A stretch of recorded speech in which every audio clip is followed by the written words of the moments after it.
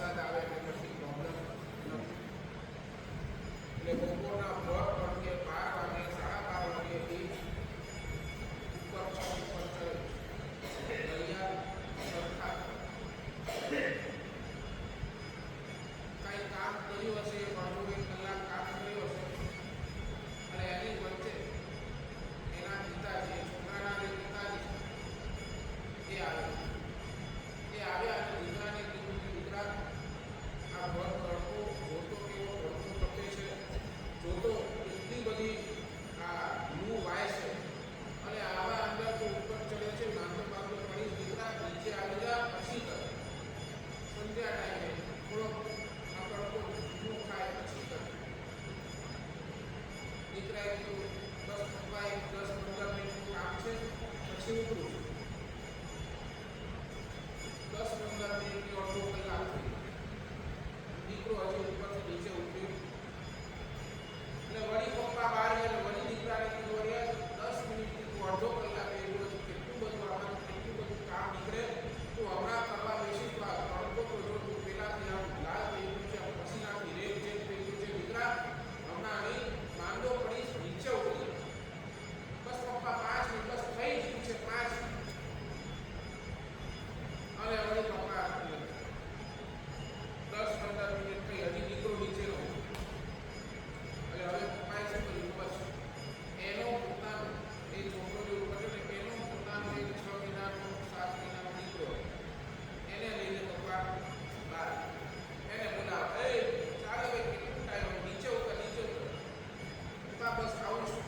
અને જ્યાં એની નજર પડી ને કે પપ્પાના હાથમાં પોતાનો દીકરો છે એટલે ઓલા પપ્પા આ શું કરો છો, આટલા નાનાને તમે આમ તડકો જુઓ, તડકો તમે છે કેટલા તડકાની અંદર તમે લઈ આવ્યા, આ તડકાની અંદર બીજા દીકરા નાનો પડી છે, આ નાનો છે ટુકડો છે આ છે. અને એ બાપે ત્યાં રેસ કર્યું દીકરા ક્યાંથી ઉપડતો એ જ કહું છું કે તું નીચે આવ અને ત્યારે બોલો દીકરો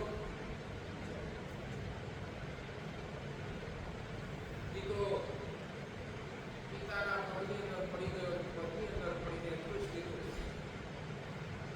કે આપે જે મારા માટે એટલી બધી ચિંતા કરીને આપના સ્થાન પર આપો બરાબર છે. આજે વાત કરવી છે 22મી પ્રાર્થનાની અંદર શાસ્ત્રકારો વાત કરે છે પરમાત્માની કરુણા કેટલી જબરજસ્ત.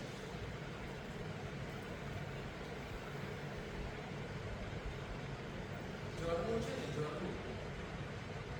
ઝરણું ઉપરથી આમ નીચે આવતું ઉપરથી નીચે પડતું તો પર્વત ઉપર જેટલો પણ કચરો એને લઈ અને ઉપરથી નીચે પડતો એટલે ઝરણાના પ્રવાહની અંદર કચરો છે ને ઓટોમેટિક સાફ થઈ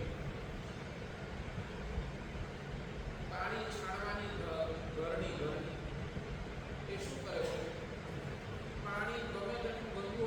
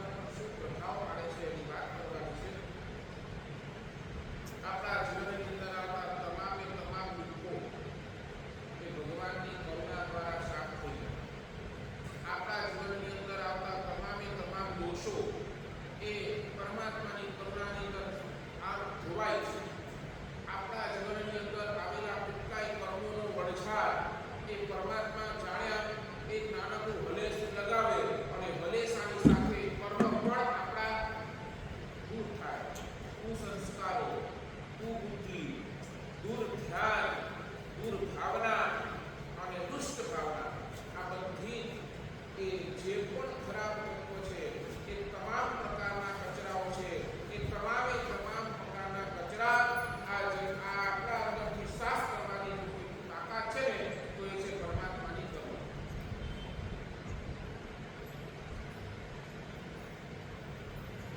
ભગવાનની કરુણા સર્વવ્યાપી છે. ભગવાનની કરુણા કોઈનું પણ કે ને આપણે શું કહેવાય કોઈની સાથે ન ભગવાનની કરુણા કોઈ ઉપર ઓછી કે ન ભગવાનની કરુણા કોઈ ઉપર વધારે. અમે સાધુ થયા તો અમારા ઉપર પરમાત્માની કરુણા વધારે, તમે સંસારમાં બેઠા છો તમારા ઉપર કરુણા ઓછી એવું નથી. મનુષ્ય પ્રત્યે પણ કરુણા એટલી જ, પેલા નાનામાં નાના દિવ્યંશ જીવો પ્રત્યે પણ કરુણા એટલી, પછી માખી હોય કે પછી એકેન્દ્રિયનો જીવ હોય કે પછી એ નિગોદનો જીવ હોય, બધા ઉપર કરુણા. પછી એ દેવતા હોય કે પછી એ નારકીના જીવ હોય, આ ચૌદરો રાજલોકની અંદર જેટલા પણ જીવો છે એ બધા ઉપર કરુણા પરમાત્માની કરુણા એક સરખી દયા કરે વિધાઉટ એની કોઈ પણ જાતનો ડિસ્ટિંગ્વિશ વગર એક સરખી પરમાત્માની કરુણા હોય છે.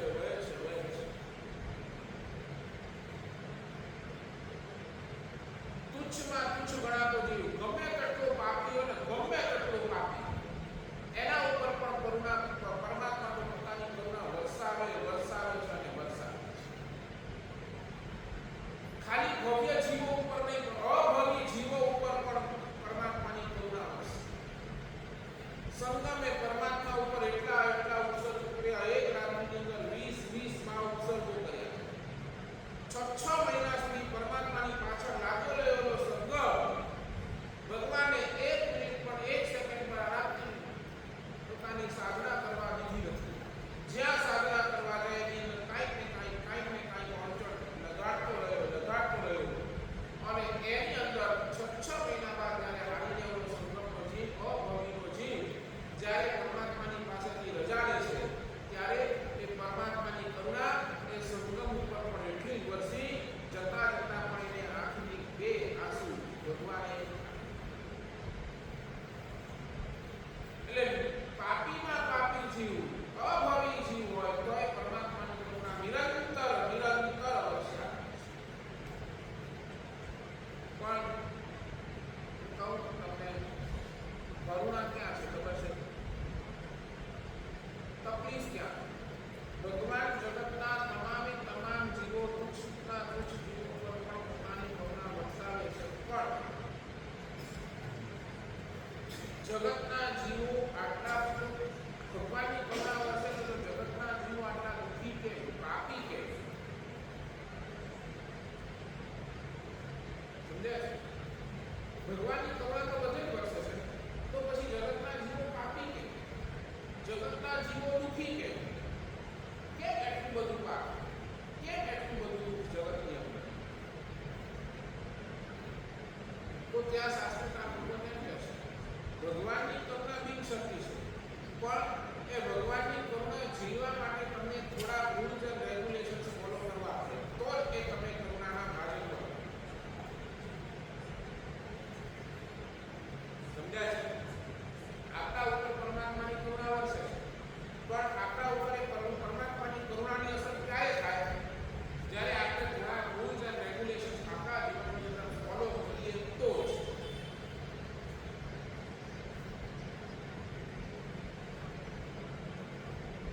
ઘર બપોરનો તડકો હોય, બપોરના 12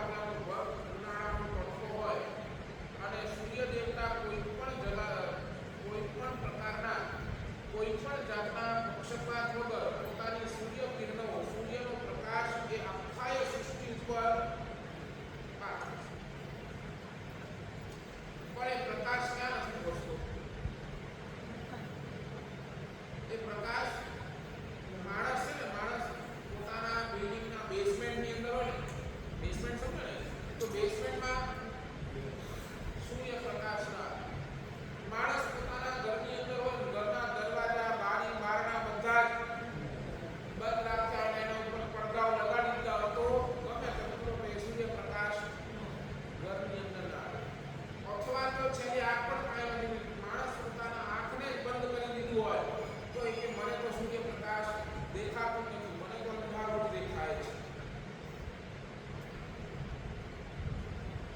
એટલે સૂર્યનો પ્રકાશ કોઈ પણ શરત મૂકતો નથી.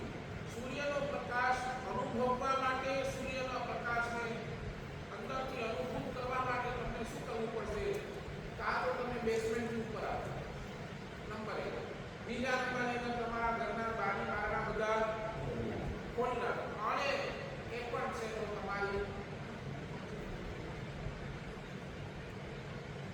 તો પરમાત્માની કરુણાનો ભાજન કોણ બની શકે? ભગવાનની કરુણા આપણા ઉપર વરસતી હોય, આપણા ઉપર ભગવાનની કરુણા તમને લાવતી હોય, તો પરમાત્માની કરુણા ઝીલવા માટે તમારે 3 રૂલ્સ ફોલો કરવા પડશે. નંબર 1, પ્રભુનું અનુરાગી બનવું પડે. પ્રભુની અભિમુખ જવું પડે અને પ્રભુ પ્રત્યે આદર ભાવ રાખવો પડે. 3 છે. પ્રભુના અનુરાગી બનવું પડે. ભગવાન ગોપાલ. નંબર 2, પરમાત્માની સન્મુખ જાઓ. બરાબર? બેસમેન્ટથી તમે ઉપર આવો, એ સૂર્યની સન્મુખ જાઓ તો તમને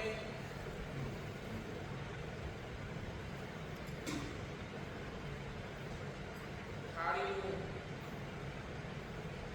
ભોજન તમારી સામે પીરસેલું છે, તમારી સામે છે, છતાંય જે ભૂખ્યો રહે છે કારણ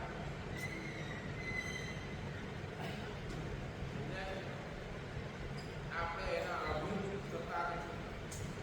આપણે એની પાસે એ થાળી છે પણ થાળીને ખાવી તો આપણને જ પડશે. બસ એ ભગવાનની કરુણા તો છે, પણ ભગવાનની કરુણા જીવવા માટે આપણને પરમાત્મા પાસે જવું જ પડશે અને એ પરમાત્મા પ્રત્યેનો આદર ભાવ પણ ધરાવવો જ પડશે.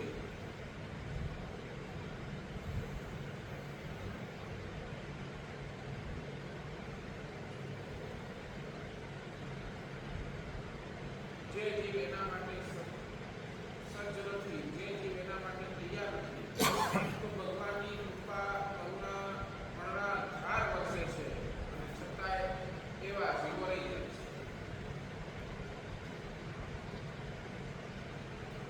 શું તાકાત છે તમને ભગવાનની કરુણાની? તમે જો સૂર્યના કિરણો છે, સૂર્યના કિરણો સાગર પર પડે, નદી પર પડે, તળાવ પર પડે, ગટર પર પડે, ખાબોચિયા પર પડે, બધા ઉપર પડે અને તમામ જળ શું બને ખબર છે? પછી એવું જળ હતું એ વરાળ બની વાદળ બને. બરાબર ને? વરાળ થઈને એ વાદળ બની જાય. તેમ પરમાત્માની કરુણા પણ છે ને દુર્જન પર પડે, સજ્જન પર પડે, નાસ્તિક પર પડે, આસ્તિક પર પડે, વ્યભિચારી પર પડે, ખૂની પર પડે, કામાંગ ઉપર પડે, કાર્તિક સર્પ અને કુખારસિંહ જેવા ઉપર પણ પરમાત્માની કરુણા પડે. કોઈ પણ પક્ષપાત વગર પરમાત્માની કરુણા પડે તો શું થાય? એનો પ્રભાવ શું થાય? તો એને સદગતિ મળે અને સદગતિથી યાવત પરમ ગતિની પણ ભેટ આ પરમાત્માની કરુણા.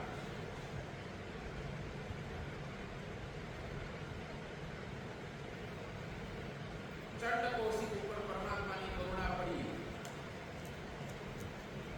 બોલો શું કહ્યું?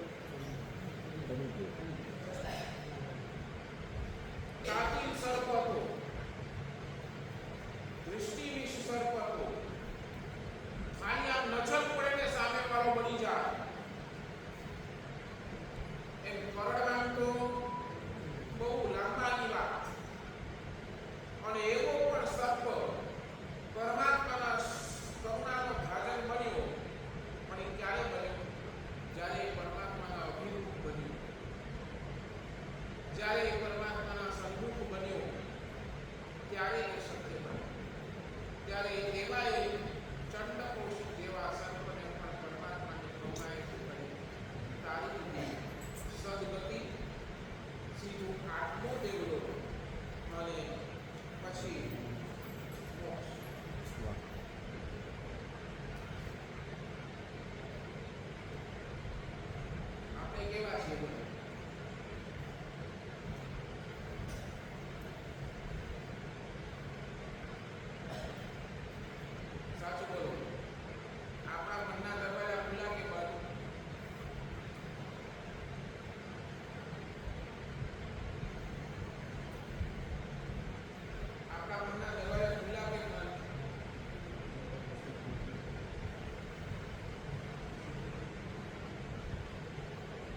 બોલો આપની શંકાની છત્રી ખુલી કે બંધ?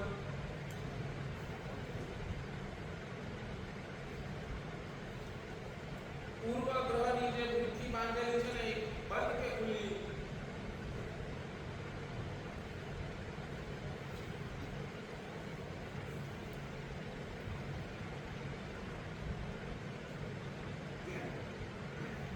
એનું કારણ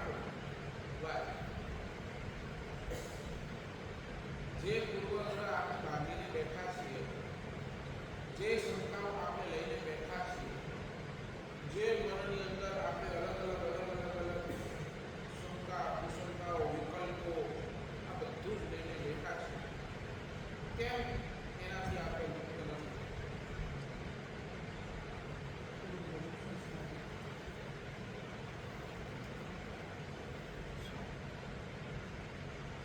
કેમ પરમાત્માની કરુણા આપણે જીવવા માટે સક્ષમ નથી બનતા? ભગવાન ગમે છે, ભગવાનની વાતો પણ ગમે છે, ભગવાનની સન્મુખ પણ આપણે જઈએ છીએ, ભગવાનની રોજ પૂજા ભક્તિ બધું જ કરીએ છીએ, છતાંય પરમાત્માની કરુણા આપણે જીવવા માટે સમર્થ નથી બનતા. એનું કારણ છે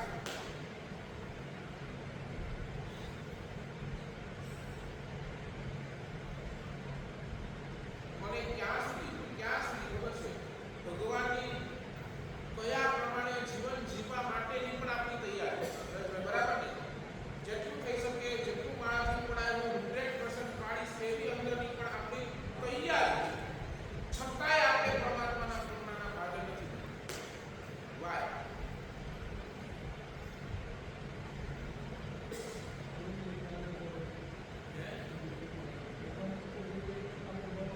નહીં, આદર પણ છે.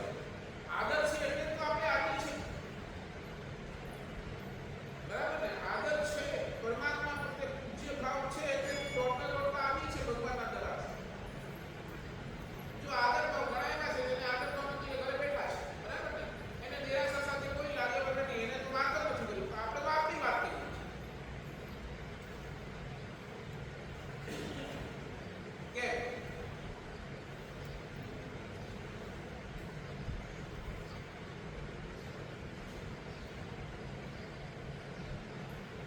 કેમ કેમ કાઢી? બરાબર છે, બોલો. બધું જ હોવા છતાં આપણે પરમાત્માની કરુણા કેમ નથી જીવી શકતા?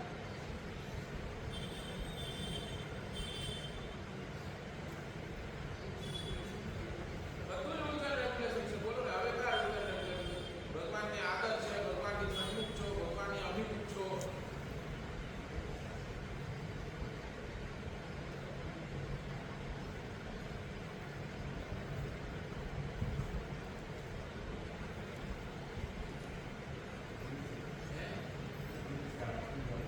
અઘરું છે.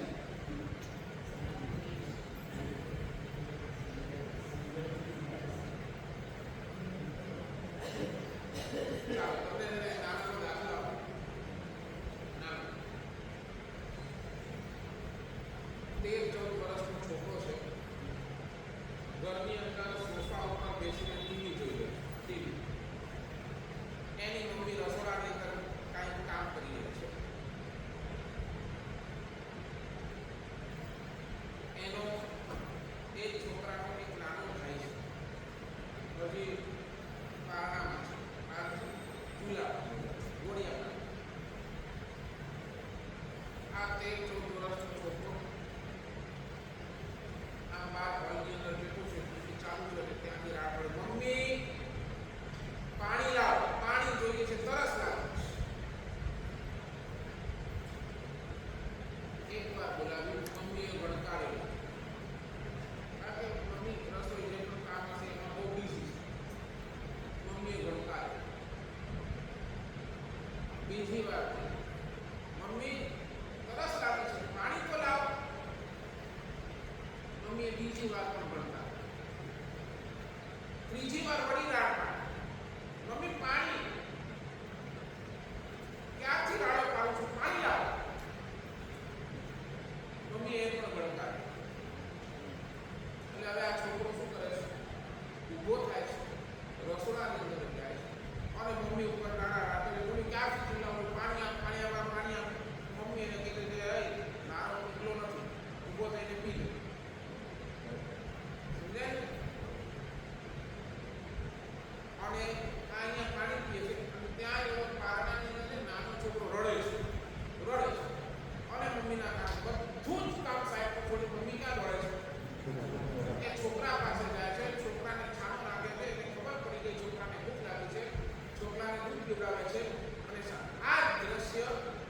છોકરો પણ જુએ છે અને રાતના એના પપ્પા આવે છે અને પપ્પા પાસે કમ્પ્લેન કરી મમ્મી પાર્શિયાલિટી કરે છે.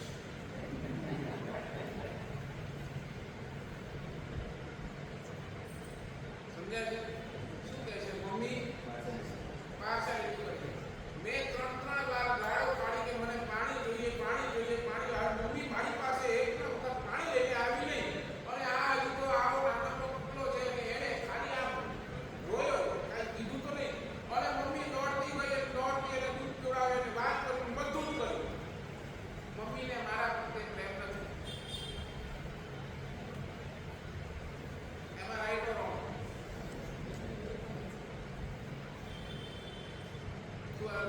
બરાબર છે કે નહીં? નહીં સમજ્યા નહીં તમે? શું સમજ્યા? બોલો ને, મને સમજાવો. તમે જે સમજાવો.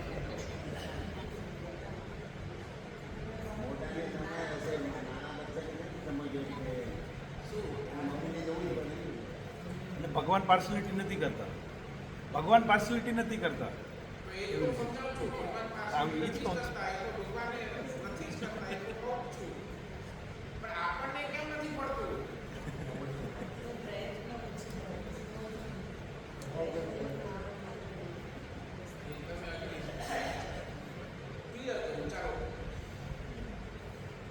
મમ્મી અને પપ્પા પછી શું કરે છે? મમ્મીને રિમાન્ડ કરે છે, આવું કેમ કરે છે? ઓલા આ છોકરો આવી રીતે વિચારો કે આટલી પાણી દે છે. અને મમ્મી આસ્તેથી કરીને પપ્પાને સમજાવી દીધું, તમે આના પક્ષમાં નહીં જાઓ. આ નાનો નથી, આ મોટો થઈ ગયો છે. એના પગ ઉપર એ ઊભો રહી શકે છે, એ ચાલી શકે છે, એ જઈને પાણીનો ગ્લાસ ભરી શકે છે અને પી શકે છે. એને હું નહીં આપું તો એ પોતાની રીતે પી લેશે, એ તરસ્યો નહીં લે. બરાબર ને? અને આ જે છે ને, આ નાનો છે, આજે ચાલી નથી શકતો, હજી આ બોલી નથી શકતો, કાંઈ નથી કરી શકતો. એટલે મારે એને તો શું છે? વિશેષે સાચવવો પડે. મારે એને વિશેષે સાચવવો પડે, કારણ કે હજી એ અસહાય છે. બરાબર ને? એને હજી સારાની જરૂર છે. એની નાનો છે, એને હજી ચાલતા નથી આવડતું. અગર હું એની પાસે લઈ જઈશ ને, બિચારો રડી તરસ્યો જઈ જશે.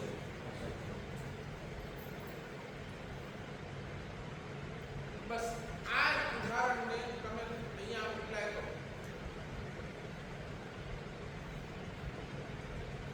આપણે છે ને આપણી જાતને તાકાતવાળા માનીએ છીએ કે આપણે આપણી જાતને અસહાય માનીએ છીએ, એ પહેલા નક્કી કરો.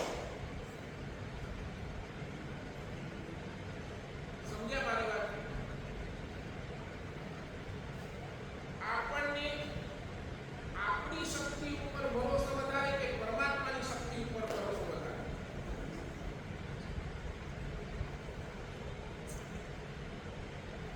શું લાગે છે?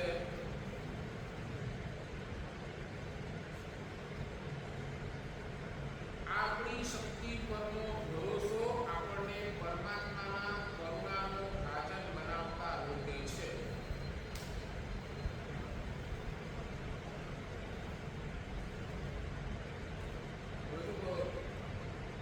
આપણી પાસે શક્તિ છે, સંપત્તિની શક્તિ. ભગવાન જુએ છે, આ તો પૈસાના જોરે કાંઈ પણ કરી શકે છે. આ તો પોતાને તાકાતવાળો માને છે. ભગવાન કહે છે ને, એની માં જુએ છે, આ દીકરો તો હવે શું છે? તાકાતવાળો છે, એને કાંઈ સહારાની જરૂર નથી. આ પોતાની તાકાતે જ બધું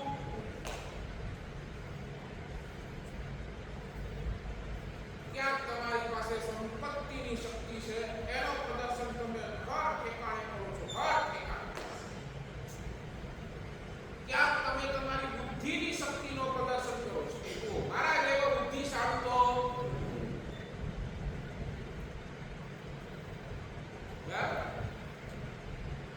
જો મારી બુદ્ધિ બરાબર, લોકો આટલામાં આટલા કમાયા ને હું આટલામાં આટલા કમાયો,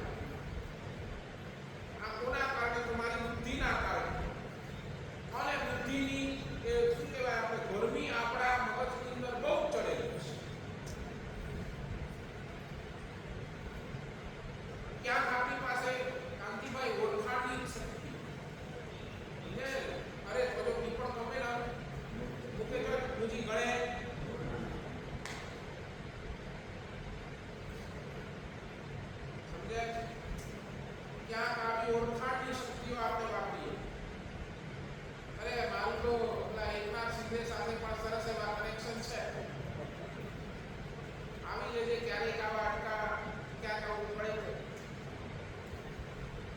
રાઈટ ઓર રોંગ? આપણી પાસે ઓળખાણની શક્તિ છે, આપણી પાસે બુદ્ધિની શક્તિ છે, આપણી પાસે આ સંપત્તિની શક્તિ છે. મારા માટે તમે મને કહેશો સાહેબ આપણી પાસે પ્રવચન શક્તિ છે. ઘણા પાસે બોલ વચન ઘણા હોય. આવું કાંઈ આવું બોલ વચન જ કરીએ એવી કાંઈ નહીં કરતા. સમજાય છે ને? બોલ વચન કેવા હોય? બોલ કેવા હોય? ગમે તેમ કરીને પોતાની વાત બનાવી જ લે.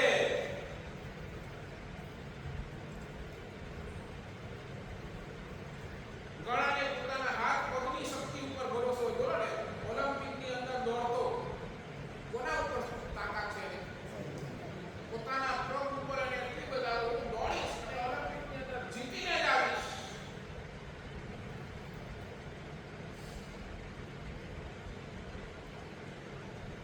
આ બધી શક્તિઓની રાઈ છે ને આપણા મગજની અંદર ભરાયેલી છે. કાંઈ નહીં.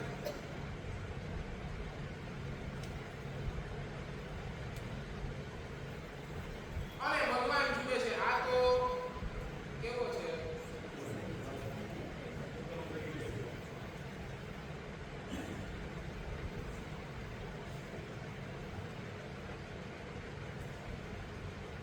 આને તો પોતાની શક્તિઓ ઉપર એટલો બધો ગર્વ છે, એટલો બધો ગર્વ છે, એટલો બધો એની શક્તિઓ પર વિશ્વાસ છે. મારી તો હવે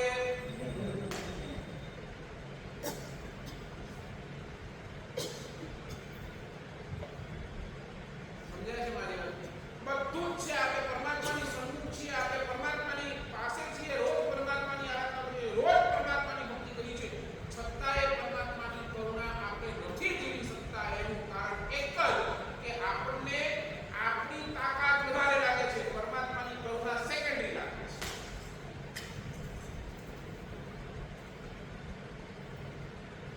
નહીં તમે બોલો મને આજ સુધી આટલું બધું તમે કેટલું કરી આરાધના, પણ પાછળનો ભાવ શું? નહીં આ કોના થકી થયું?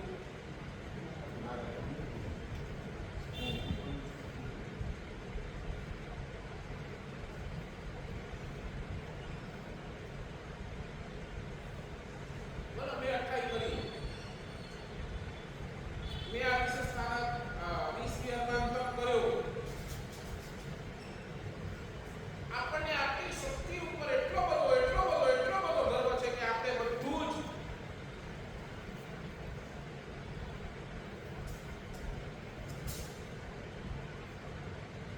અને હજી પણ તમને કહું, ખાલી છે ને આ બધી જ શક્તિઓ જેટલી છે ને, બધી જ શક્તિઓ પુણ્ય કર્મની દેન છે.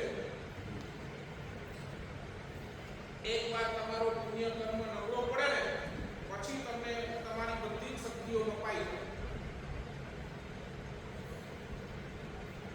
તમારી બધી જ શક્તિઓ નપાઈ જાય. પેરાલિસિસનો એટેક આવે ને પછી ખબર પડે કે ઓલિમ્પિકમાં કેમ દોડાય છે.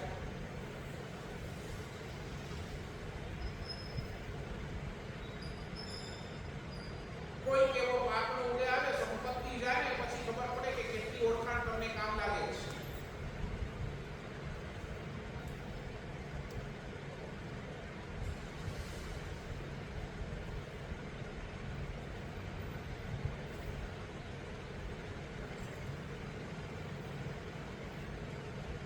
બોલો આપણને આપણી શક્તિઓનો ગર્વ કેટલો?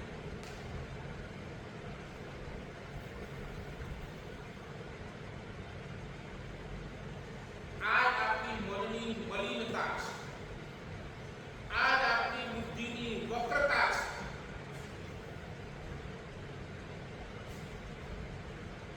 અને માટે જ ભગવાનની કરુણા વરસે છે, ભગવાનની સામે જઈએ છે, ભગવાનને ભજીએ છે, છતાંય આપણું ઠેકાણું કેમ નથી પડતું?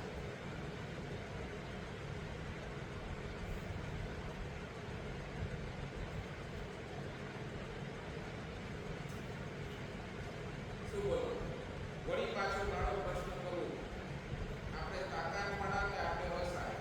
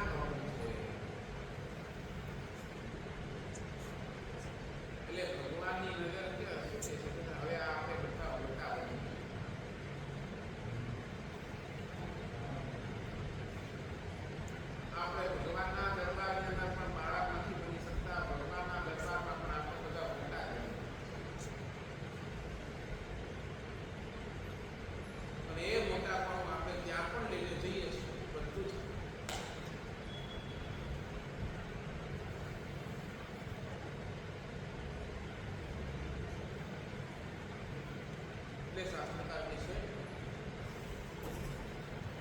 સૌ પ્રથમ તમે તમારી જાતને એકવાર અસહાય સમજો. એકવાર તમારી આ બધી જ શક્તિઓને તપાસો. ક્યાર સુધી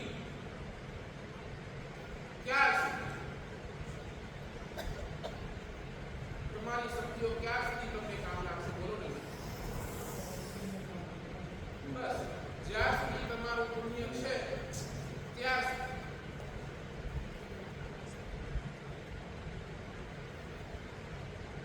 એક રોગ આવે, એક ભય આવે અને ત્રીજો મૃત્યુ આવે, એમાં તમારી બધી જ શક્તિઓ મપાઈ જાય. બધી જ. હોસ્પિટલની અંદર હો અને આટલી બધી નળીઓ તમારા શરીર પર લાગેલી હોય, એ વખતે જે અસહાયતા તમે મહેસૂસ કરો ને, સમજાય ને? હોસ્પિટલની અંદર કેટલી બધી તમારે કોઈ બીમારી, ભયંકર બીમારી હોય, એની અંદર એટલી બધી નળીઓનો તમે મહેસૂસ કરો અને એ વખતે તમારી પાસે જે અસહાયતા હોય ને, ત્યારે તમારી આમ કેવી થઈ ગઈ હોય? એકદમ દયા આવે. ઓલા ડોક્ટર પણ આવે, ડોક્ટરની સામે મળે, મને આનાથી હવે શું કરવું? કેટલી અસહાયતા હોય ત્યારે. એક કેન્સરની બીમારી જો શરીરની અંદર આવતી ને, ત્યારે પણ એ વ્યક્તિને તમે જો કેટલો પોતાની જાતને અસહાય માનતો, મને બચાવવા.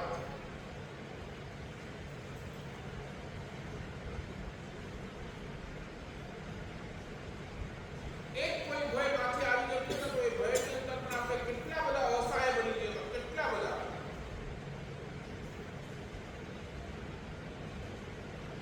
એ અસહાયની જ્યારે અનુભૂતિ થશે ને, કોને ત્યારે જ્યારે એ હૃદય આપણું એ વખતે જ્યારે પરમાત્માને પુકારશે ને, ભગવાનની કરુણા હંમેશા જ.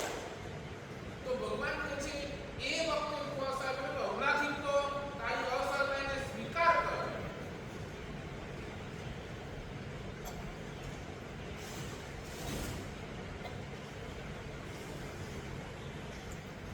સર્વથા અસહાય નહીં બની જઈએ ને ત્યાં સુધી પરમાત્માનું અંતઃકરણપૂર્વકનું શરણ સ્વીકાર નહીં થાય. આપણી બુદ્ધિ વારંવાર અહીંયા આવીને અટકશે. કદાચ હોસ્પિટલમાં પણ હવે ત્યારે કહેવું સારે ને સારે ડોક્ટરને બોલાયો ને, આપણે ત્યારે શું કરતા હોઈએ? વર્લ્ડનો બેસ્ટ ડોક્ટર એને બોલાવો, એની પાસેથી આપણે ટ્રીટમેન્ટ કરાવો. અરે 10 ડોક્ટરની સલાહ લો. ત્યારે પણ આપણી હાલત કેવી છે?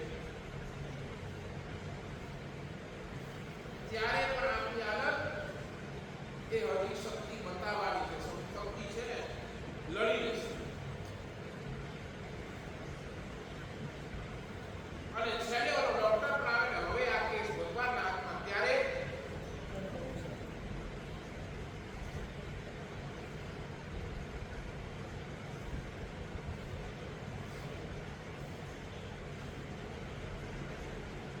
આપણી એટલી મલિન બુદ્ધિ છે, એટલી મલિન બુદ્ધિ છે, એટલી બુદ્ધિની વક્રતા થઈ ગઈ છે, આપણને વારંવાર આપણી જ શક્તિનો ગર્વ આપણે લઈને બેઠા છે.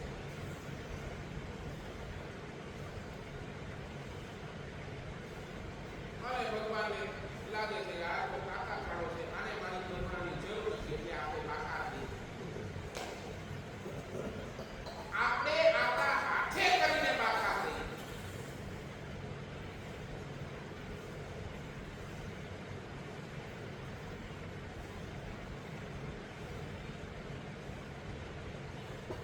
બોલો શું લાગે છે કાંતિભાઈ? આપણે તાકાતવાળા કે આપણે આપણી જાતને વસાવી?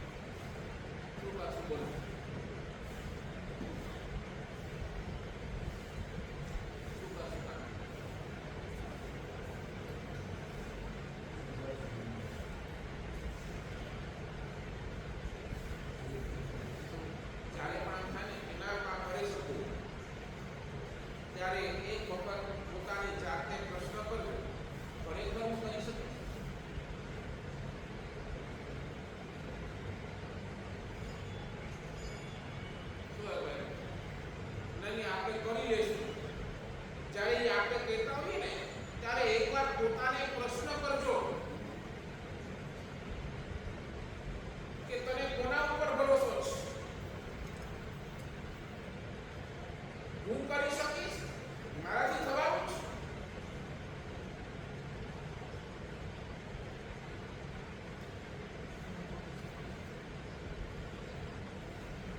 એટલે તો ને જીવ શાસન ક્યાં પહોંચ્યો? ભાઈ આપણી તાકાત નથી, દેવ ભૂત એમની પસાય બધું થાય. આપણે આપણી તાકાતનો ગર્વ ના આવે એટલા માટે દરેકે દરેક ઠેકાણે શું શબ્દ વપરાયો? આ જીવ શાસનની મહાનતા છે. બાકી બધે તો તમારા સંસારની અંદર શું ચાલે? અરે ચિંતા ન કર, બળ થઈ ગયું. હવે કોઈ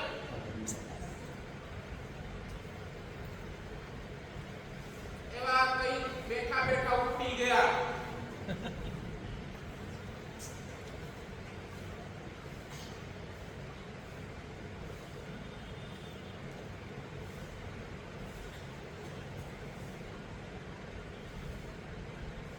આ છે પરમાત્માની કરુણા.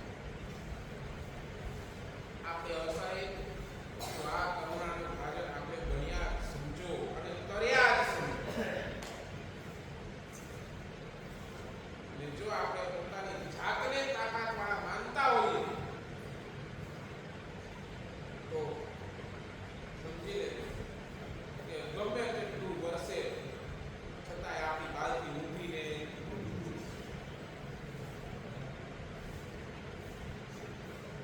22મી ગાથાની અંદર માનપુર સુરેશ્વરી મહારાજ અહીંયા પરમાત્માની માતાની પ્રશંસા કરે છે. ભગવાન છોકરાઓ તો કઈ જન્મે છે? કાળ વિનાની આ દુનિયાની અંદર સ્ત્રીઓ કેટલાય છોકરાઓને જન્મ આપે છે, પણ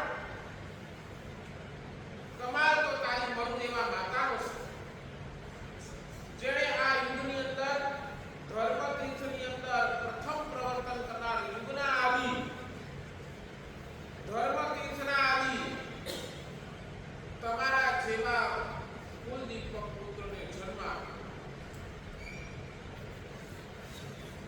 એટલે તારા જેવા પુત્રને જન્મ આપનારી રત્નકુક્ષી માતા બનવી એ તો બહુ મોટો સૌભાગ્ય છે.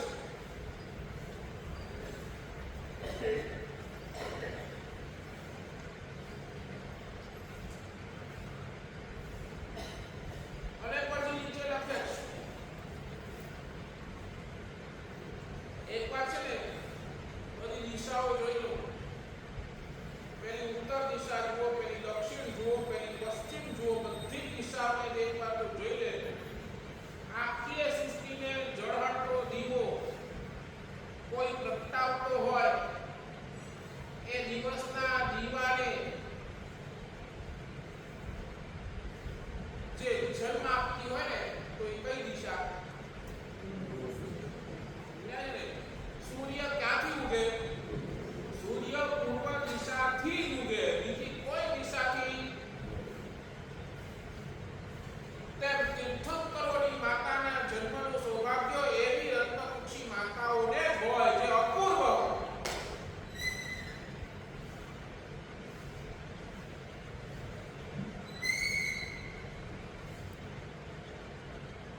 એટલે તો તમે જુઓ બધે જ છે ને માતાના ગુણગાન ગાય.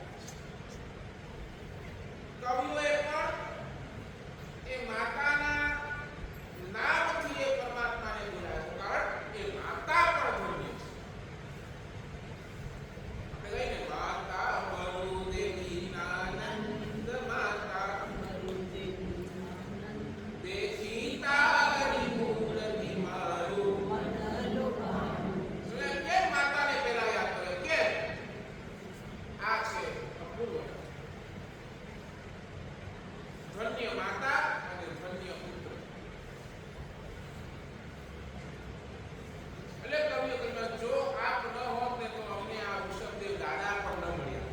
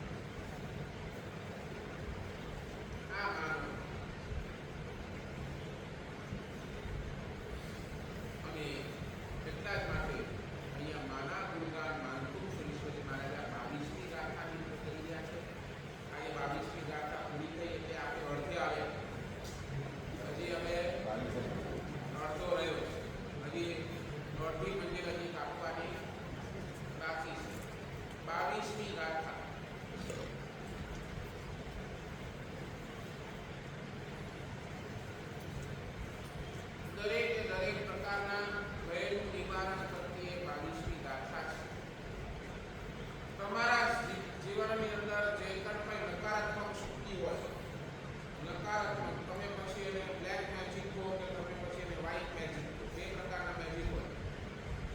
એક છે બ્લેક મેજિક. બ્લેક મેજિક તો તમે સમજો છો ને, કોઈ કાળા કાળા છે ત્યાં વ્હાઇટ મેજિક કોની કહેવાય?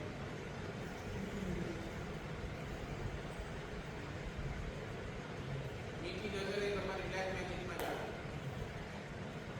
વ્હાઇટ મેજિક કોની કહેવાય? વ્હાઇટ મેજિક એટલે અંધશ્રદ્ધા. હા, અહીંયા જા તારું આ કામ થઈ જશે. આમ આમ આમ આમ કર તો તારું આ કામ થઈ જશે. સમજાય છે? એટલે કોઈ આપણને એવા ભોળવી નાખ્યા સમજાય છે ને કે ભાઈ આમ કરવાથી આમ થશે, આમ કરવાથી આમ થશે, આમ કરવાથી આ બધું જ છે ને વ્હાઇટ મેજિક છે.